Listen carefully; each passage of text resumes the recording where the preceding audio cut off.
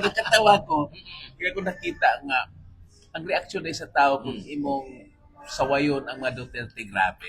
So, hindi mo kakuha yung nga views kung wala mo react ang mga tao kumikan sa akong istorya. Pero sa katong mga naminaw, sa ako nang iingon ninyo, nagsatag-satag opinion. So, kanang inyong akong opinion ako lang punto, no? Pero ako nang i-justify karon ha kay katong ilang pariji ilang giputol to dito mo kinatibukan ang ilang lang gipakita nga katong mapildi si Sara kay dili mo endorso ang gobernador og tulo ka congressman. As a whole, wala gid ko ato moingon. Ako lang tong gisample nga kung pananglitan moabot nga dili gyud si VP Sara ang ma-endorso sa atong incumbent governor o congressman, dako kay posibility nga mapili siya. Pero sa inyong reaction karon murag maman mapugnan.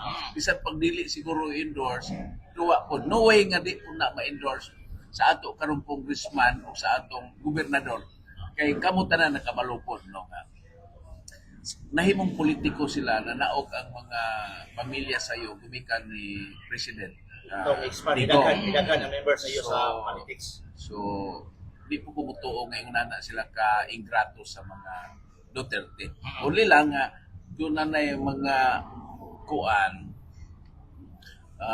misunderstanding, then ang mga tao medyo, ilan ang isabot nga, kaya wa sila mamirma, dili na sila magsara. Dili na ingon na kaya kuan po siguro. Ang atong gobernador, atong congressman, dili ingon na. Doon na sila bukat nga rason, anong nipirma sila yes, halos tanan ato gi-consider sa mga congressman. Just imagine that, out of 318, 257 ang ni-endorse. Halos tanan. So, ito masabot ni Vice, ito yung ingon na kung dili endorse si VP Sara sa governor duha ka congressman, that was only a hypothetical. Pero dili to sa conclusion nga mo na ito. Wala. Marang imo lang gi-present ba pananglitan o mahitabo to. Layo pa man ang eleksyon sa 28, wa pun mag-ingon. Ang atong gobernador karon congressman nga dili sila magsara. Only lang Pananglit.